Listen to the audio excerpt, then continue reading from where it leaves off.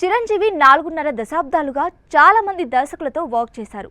విశ్వనాథ్, రాఘవేంద్రరావు, కోదండ Ramireddy, B Gopal నుంచి ఇప్పుడు బాబీ, వశిష్ఠ, శ్రీకాంత్ ఓదెల వంటి అప్కమింగ్ డైరెక్టర్స్తో వర్క్ చేస్తున్నారు.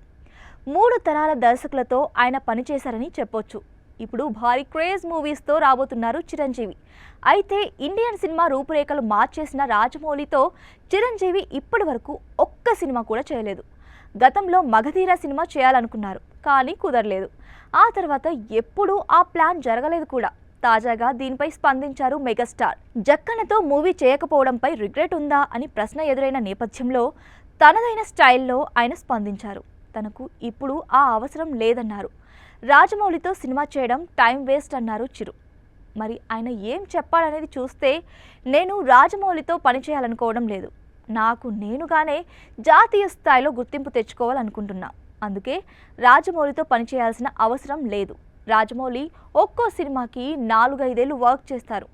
ఆ సమయంలో నేను 4-5 సినిమాలు చేస్తాను.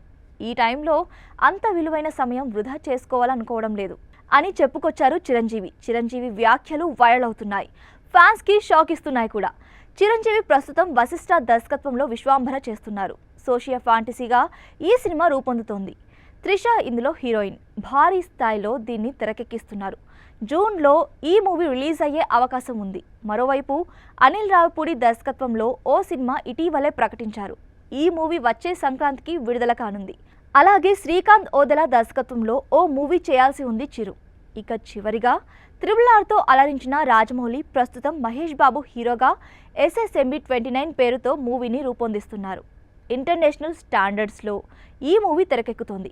ఆఫ్రికన్ అడవుల నేపథ్యంలో సాగే యాక్షన్ అండ్ అడ్వెంచరస్ మూవీ ఇది అని గతంలో రైటర్ విజయేంద్ర ప్రసాద్ గారు చెప్పిన విషయం తెలిసిందే.